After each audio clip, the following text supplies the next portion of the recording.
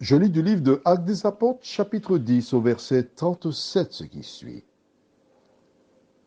Vous savez ce qui est arrivé dans toute la Judée. Après avoir commencé en Galilée, à la suite du baptême que Jean a prêché. Prions. Notre Seigneur et notre Dieu, combien nous te sommes reconnaissants une fois de plus en ce jour pour l'occasion que tu nous donnes de venir vers toi. Merci de nous éclairer afin que nous apprenions comment agir selon ta parole.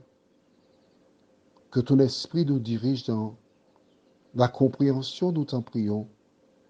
Au nom de Jésus pour ta gloire éternelle. Amen. Pour bien comprendre le verset 37 que nous sommes en train de décortiquer, nous devons commencer par le début. Comment Pierre entame-t-il sa présentation? C'est-à-dire, verset 34. Alors Pierre ouvre la bouche, dit en vérité, je reconnais que Dieu ne fait point acception de personne, mais qu'en toute nation, celui qui le craint et qui pratique la justice lui est agréable. Dans son introduction, il fait ressortir que ces personnes qui se trouvent face à lui font partie de celles et ceux que Dieu appelle au salut. Il met en évidence que parce que Corneille recherchait Dieu, il avait la crainte de Dieu. Dieu s'est révélé à lui. À travers ses propos, Corneille est agréable à l'Éternel. Et ensuite, il continue en disant, Dieu a envoyé la parole qu'on a vue donc hier, Jésus, aux fils d'Israël, en leur annonçant la paix par Jésus-Christ. Et ensuite, au verset 37, vous savez ce qui est arrivé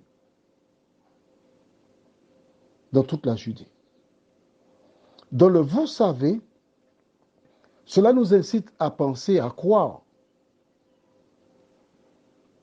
que tout ce qui s'est passé autour de la crucifixion, la mort de Jésus, son ensevelissement, tout le monde était au courant. Tout le monde aussi probablement était au courant que les souverains sacrificateurs ont payé les soldats, puisqu'on se trouve en présence de Corneille, qui est un soldat romain. Certainement, les soldats ont dû parler et Corneille a eu l'information que Jésus est ressuscité, vraiment. C'est pourquoi il était pieux. C'est pourquoi il voulait connaître un peu plus. Et quand il affirme, Pierre, vous savez au verset 37, ce qui est arrivé dans toute la Judée, après avoir commencé en Galilée à la suite du baptême que Jean a prêché, cette indication nous laisse croire que les disciples ont rapporté, raconté tout ce qui s'est passé pour que ces gens-là le sachent. Prions. Notre Seigneur, notre Dieu, pendant le confinement, beaucoup de personnes m'envoyaient des WhatsApp basés sur le coronavirus. Chaque jour, les personnes m'envoyaient coronavirus. Peu parmi elles m'envoyaient des WhatsApp qui parlent du pouvoir de Jésus de Nazareth. L'ennemi a tellement occupé les cerveaux que ces gens n'avaient qu'un seul message, coronavirus. Mais le seul message qu'un enfant de Dieu doit avoir, c'est Jésus revient bientôt. La question est la suivante. Où seras-tu lors de ce moment?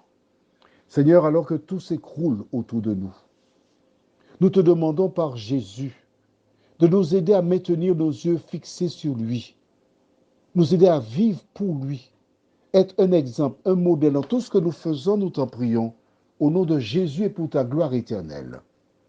Amen. Je te souhaite une bonne nuit sous le regard de Dieu.